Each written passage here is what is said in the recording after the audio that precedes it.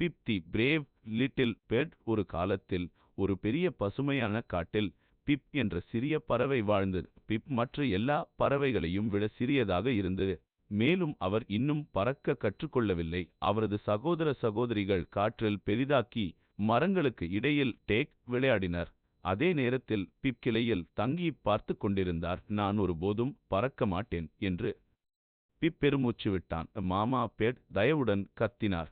நீங்கள் உங்களை நம்ப வேண்டும் பிப். உங்கள் இறக்கைகள் வலுவாக உள்ளன, நீங்கள் இன்னும் முயற்சிக்கவில்லை. ஒரு நாள் ஒரு பெரிய காற்று மரத்தை அசைத்தது.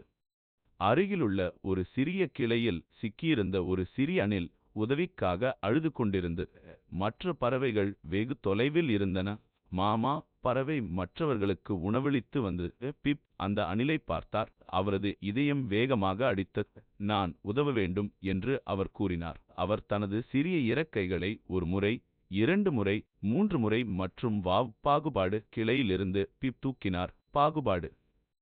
அவர் தடுமாறி கீழே விழுந்தார்.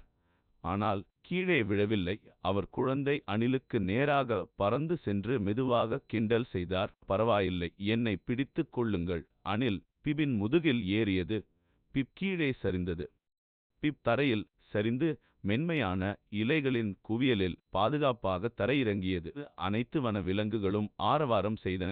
பிப் முதல் முறையாக பறந்தார். அவர் ஒரு நண்பரை காப்பாற்றினார். பாகுபாடு. அன்று முதல் பிப் ஒவ்வொரு நாளும் பறந்தார். அவர் சிறியவராக இருந்திருக்கலாம், ஆனால் அவருக்கு மிகப்பெரிய இதயம் இருந்தது. நீங்கள் நினைப்பதை விட நீங்கள் தைரியமானவர். சில நேரங்களில் உங்கள் இறக்கைகளை கண்டுபிடிக்க ஒரு சிறிய பாய்ச்சல் தேவை. பாகுபாடு.